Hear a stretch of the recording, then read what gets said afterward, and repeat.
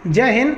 जिस वीडियो में हम आपको आईपीसी और सीआरपीसी में अंतर बताए थे, उसके बाद हम आपको बता दिए थे कि एफआईआर, जीरो एफआईआर और चार्जशीट में क्या होता है। फिर हम आपको बताए थे कि फर्जी एफआईआर से कैसे बचा जाता है। देखिए, ये एफआईआर को लेकर 4 कंडीशन बनते हैं। पहला कि पुलिस स्टेशन में आपका एफआईआर ही कोई ना लिखे। दूसरा कि आप ही के नाम पे कोई फर्जी एफआईआर लिख दे, और अगर फर्जी एफआईआर लिख दिया तो आपकी अगर नौकरी लगने वाली है तो उसके क्या असर पड़ेगा। और आप ऑलरेडी नौकरी कर रहे हैं किसी सरकारी नौकरी में और आपको इधर किसी केस में नाम डाल दिया तो उसमें क्या होगा। तो इन चारों कंडीशन को समझिए। सबसे पहले समझते हैं कि पुलिस एफआईआर नहीं लिखती है तो क्या होता है। 2 तरह के केस होते हैं जिसको हम पहले समझा दिए हैं। नॉन कॉग्निजिबल मतलब ऐसे अपराध जो बहुत छोटे मोटे हैं, जैसे किसी को 1-2 तमाचा मार दिए, ये सब छोटा मोटा अपराध में आता है। और एक कॉग्निजिबल्स होता है संज्ञेय अपराध, जिसमें मार पीट, रेप, सर फाड़ दिए, हड्डी तोड़ दिए, गोली चला दिए, ये सबको होता है कॉग्निजिबल ऑफेंस। तो कॉग्निजिबल ऑफेंस जो होता है उसमें संज्ञेय अपराध में नियम है कि सीआरपीसी का जो सेक्शन है 154, ये कहता है कि पुलिस को मैंडेटरी है एफआईआर लिखना जरूरी है। लेकिन आप जाते हैं, आपके साथ मारपीट हुआ है, सर और फोड़ दिया है, फिर भी पुलिस आपका एफआईआर नहीं लिखती है। तो इसके लिए आप एक और रास्ता अपना सकते हैं कि पुलिस का जो सीनियर अफसर होता है, जिसे डीएसपी बोलते हैं, डिप्टी सुपरिटेंडेंट, यहाँ आप जाके कह सकते हैं कि सर ऐसा मामला है, आप रिपोर्ट लिखवा दीजिए। ये नहीं सुनते हैं तो आप एसपी को बोल सकते हैं, एसपी जरूर ही सुन लेते हैं। ये भी अगर नहीं सुने ना तो आप जाइए सीधे कोर्ट में, मजिस्ट्रेट के पास। अब मजिस्ट्रेट को पावर है कि वो या तो इनको बोलेगा एफआईआर लिखने के लिए, और नहीं तो मजिस्ट्रेट खुद एफआईआर लिख देगा, अनुच्छेद 156 के तहत वहां से एफआईआर लिख देगा, और वो थाना को भेज देगा कि ये हम जो एफआईआर लिखे ना, इसको तुम अपने डायरी में उतार के जांच करो। और अगर आप यहां भी शांत नहीं हुए ना तो इसी मजिस्ट्रेट से कहिएगा कि ये मेरा एफआईआर आप लिख दीजिए, और वो जो पुलिस वाला एफआईआर नहीं लिखा है उसके खिलाफ भी कंप्लेन कर दीजिए। और उसके लिए सीआरपीसी की धारा 166A आता है। तो 166A के खिलाफ आप पुलिस में भी कंप्लेन कर सकते हैं। तो पुलिस वाले अगर ज़्यादा नहीं सुनते हैं ना, ये लोग थाना में बैठ के अपने आप को बहुत ज़्यादा होशियार समझने लगते हैं। तो आप कोई छोटा मोटा भी वकील लेके चले जाइएगा ना तो ये लोग शांत हो जाते हैं। नहीं तो आप आराम से कहिए, if you will not return my FIR then I will take legal action against you and by honourable high court under the section 166A। वो समझ जाएगा कि भाई पहुंचा फकीर है, इसका लिख दो। अब समझते हैं आपके ऊपर किसी ने फर्जी एफआईआर लिख दिया। तब अगर फर्जी एफआईआर लिखा गया है और संगीन अपराध में होता क्या है कि गांव में मारपीट हो गया, कहीं किसी का सर फूट गया, हाथ टूट गया, अब वो क्या करता है ना, 10-20 आदमी का नाम डाल देता है। अब उसमें नाम डाल दिया तो भाई उसके साथ जो अपराध हुआ है वो संगीन है, उसमें आपकी गिरफ्तारी होगी बिना आपको वारंट दिखाए। छोटे मोटे अपराध नॉन कॉग्निजिबल में आप पुलिस से मांग सकते हैं वारंट, लेकिन कॉग्निजिबल में पुलिस वारंट नहीं दिखाएगी, उठा ले जाएगी, एफआईआर हो गया है। तो उसने तो उसको मारपीट हुआ है, लेकिन आप नहीं थे, आपकी दुश्मनी थी या फिर जलता था तो आपका नाम दे दिया उसमें, तो वो फर्जी एफआईआर है। तो अब आपको पुलिस खोजने लगेगी, उठा ले जाएगी, तो आपको गिरफ्तारी का खतरा हो गया है। तो इसके लिए क्या कहिए, आप अपने किसी संबंधी को, पिताजी या किसी को भी आप डीएसपी ऑफिस या फिर एसपी ऑफिस में ले जाइए, वहाँ आप दस्तावेज दीजिए, प्रूफ दीजिए कि हाँ सर ये जिस समय घटना हुई थी वो इस समय नहीं थे।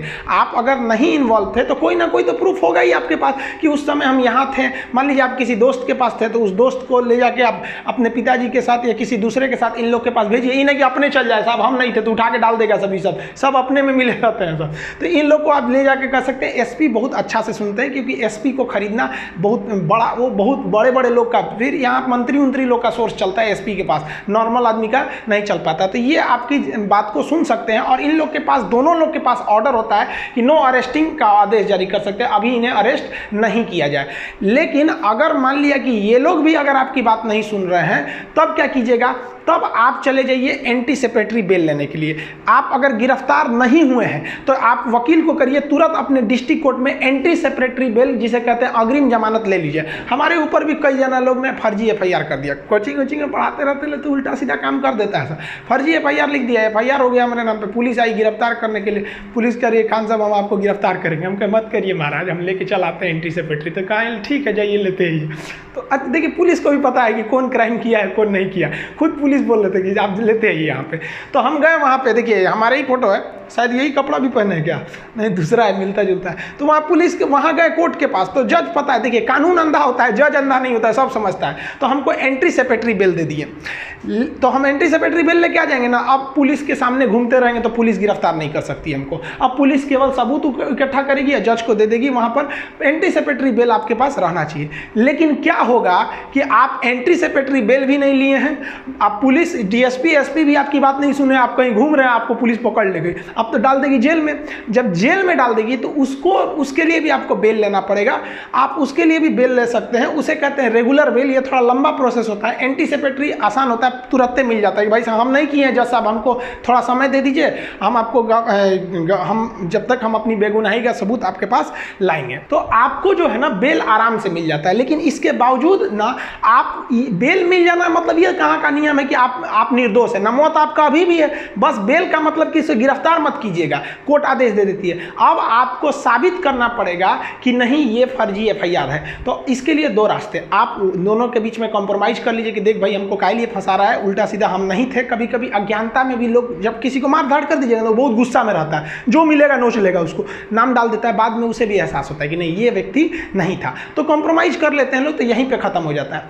लेकिन कॉम्प्रोमाइज नहीं करेगा ना, तब आप जाइएगा, देखिए हम लिख दिए सीआरपीसी की धारा 482, इसके तहत आप हाई कोर्ट जाइएगा। देखिए भले ही हम सुप्रीम कोर्ट का फोटो लगा दिए, लेकिन हाई कोर्ट जाना पड़ता है 482 के तहत। और हाई कोर्ट में आप अपने लीगल दस्तावेज दीजिएगा कि देखिए सर ये हमको फर्जी एफआईआर में फंसाया है, हम उस वक्त नहीं थे। आप अगर नहीं रहेंगे, सच में आप कुछ नहीं किए, तो आपके पास पक्का प्रूफ होगा, आप दिखाइए, सीसीटीवी फुटेज दिखाइए या जो चीज़ दिखाइए, मोबाइल ट्रेस करके दिखाइए, आपका वकील बताएगा क्या क्या चीज़ चाहिए, आप उसको दिखाइए और हाईकोर्ट आपको देखेगा और तुरंत हाईकोर्ट कह देगा कि भाई ये एफआईआर फर्जी है। या फिर अगर हाईकोर्ट को लगेगा कि नहीं भाई ऐसा भी हो सकता है कि आदमी झूठ बोल रहा है, तो फिर पुलिस को कह देगा कि अभी इसके गिरफ्तार मत कीजिए, लेकिन आप ठोस सबूत बताइए कि यही किया था। समझ में आ गया?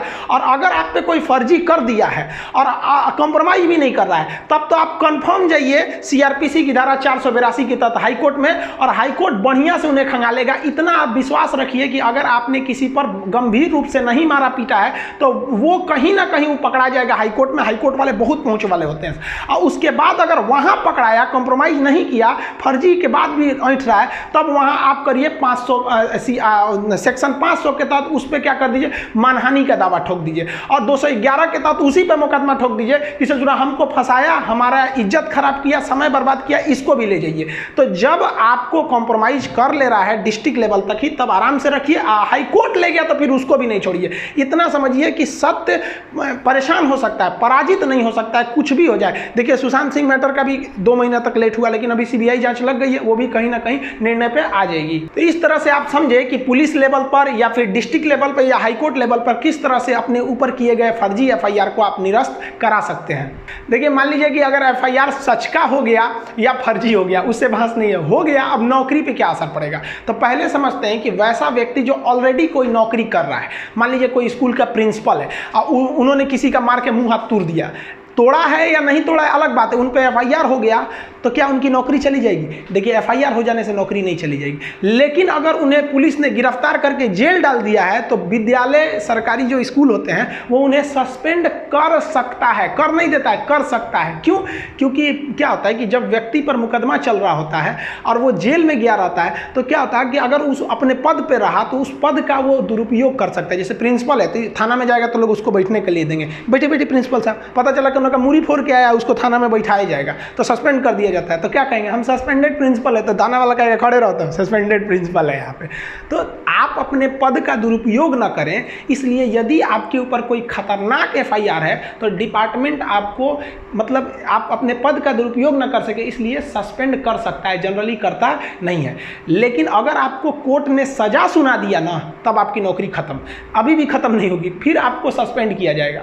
लेकिन आप मान लीजिए डिस्ट्रिक्ट कोर्ट ने आपको सजा सुनाया, जैसे आप हाई कोर्ट में अपील कर देंगे आपकी नौकरी बच जाएगी, सस्पेंड रहेंगे आप। समझ में गया? सस्पेंड से फिर हो सकता है कि आप जॉब में आ जाए। लेकिन अगर हाई कोर्ट ने भी फिर से आपको सजा सुना दिया, फाइनली कह दिया कि नहीं भाई, सुप्रीम कोर्ट ने भी सुना दिया, तब तो आपकी नौकरी चली जाएगी कॉग्निजिबल अपराध में, इस तरह के मुकदमे में। अदरवाइज में आपकी नौकरी नहीं जाएगी। आप अपील में रहेंगे तब तक नौकरी नहीं जाएगी। पता चला डिस्ट्रिक्ट कोर्ट ने आपको सजा सुनाया और इधर आप सस्पेंड हुए और आपने हाई कोर्ट में अपील नहीं किया कि भाई साहब हमने गलती नहीं किया था, तो आपको टर्मिनेट कर देगा। टर्मिनेट मतलब खत्म, सस्पेंड का मतलब होता है आधी सैलरी देना। जब आप जॉब में आते हैं ना, तो बाकी जो आधा काट काट के रखा था वो भी दे देता है आपको।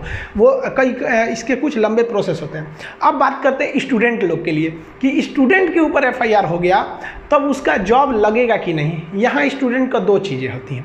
मान लिया कि उसने फॉर्म भरा था, फॉर्म भरने के बाद एफआईआर हुआ है, एक ये कंडीशन। अब पता चला फॉर्म भरने से पहले ही एफआईआर हो गया, मुकदमा चल रहा है, तब कंडीशन। देखिए अगर आप कोई चीज़ अगर आप फॉर्म नहीं भरे हैं और उसके फॉर्म भरने से पहले ही आप पर कोई मुकदमा है या कोई एफआईआर है, तो फॉर्म भरते वक्त ही आपसे पूछ लेता है कि आप पर कोई मुकदमा या एफआईआर नहीं ना है, तो उस पर क्लिक करके उसका आप डिटेल दे दीजिए, आपकी नौकरी पर कोई इफेक्ट नहीं पड़ेगा। अगर मान लिए कि आपने फॉर्म भर दिया है, आप तो एकदम टेंशन फ्री थे, अब एग्जाम के 10 दिन पहले या कुछ दिन पहले मार हो गया और उसमें आपका नाम आ गया, अब कहाँ से करिएगा, आप तो फॉर्म भर दिए, एडमिट कार्ड भी आ गया होगा। तब जब आपकी ज्वाइनिंग लगेगी ना, तो ज्वाइनिंग के समय आपको हलफनामा देना पड़ेगा। हलफनामा मतलब स्टैम्प पेपर पे लिख के देना पड़ेगा कि फला केस में हमें फर्जी फंसाया गया था, हम अपनी बेगुनाही का सबूत डिस्ट्रिक्ट कोर्ट में दे चुके हैं, यहाँ मुकदमा चल रहा है। आपकी जॉब हो जाएगी, कोई दिक्कत नहीं है, लेकिन वहाँ लिखवा लिया जाएगा कि अगर यहाँ से आप दोषी करार दिए गए ना, तो यहाँ से निकाल दिया जाएगा। तो अगर यहाँ से आप अपराध मुक्त हो गए तो आप नौकरी करते रहिएगा, और इसमें अगर सजा सुना दिया तो आप चल गए, नौकरी से खत्म कर दिया जाएगा आपको। तो आई होप आप ये सब चीज़ों को समझ गए होंगे। इसको लिखवाने वाला चीज़ जो अभी जस्ट इस 1 से 2 दिन के अंदर आपका ऐप लाएंगे, तो उसमें एप्लीकेशन में हम आपको इसका A to Z डिटेल से लिखवा देंगे कि पूरी CRPC, क्योंकि ये दरोगा के एग्जाम में खास करके इस यूपी दरोगा में ये सब पूछेगा आपका IPC और CRPC का क्या क्या चीज़ें होंगे। तो उसमें आपको एकदम A to Z PDF note test वगैरह के साथ आपको मिलेंगे नेक्स्ट वीडियो में। तब तक के लिए जय हिंद।